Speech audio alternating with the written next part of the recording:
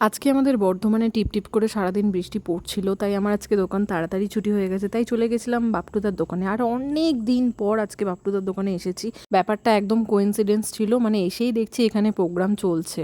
হঠাৎ করে এখানে আমাকে নিয়ে হাসাহাসি করছিল অতনু। আমি নিজেও হাসছিলাম, কারণ আমি খ্যাপা, আমি জানি। আমাকে নিয়ে হাসাহাসি করছে, এদিকে আমি নিজেই হাসছি। বেশি কথা না বলে তোমাদের একটু প্রোগ্রামটা হালকা করে দেখাই, চলো।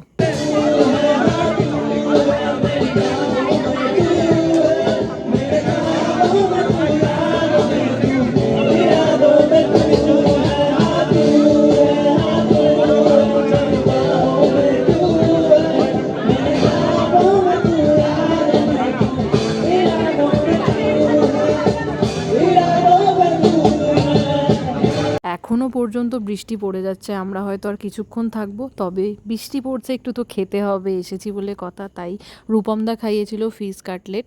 বাপটুদার দোকানের এই জায়গাটা খুবই সুন্দর, তাই পায়েল দিয়ে সুন্দর সুন্দর ভিডিও আর ছবি তুলে দিচ্ছিলাম। তো ভিডিওটা এখানেই শেষ করলাম, চলো টাটা।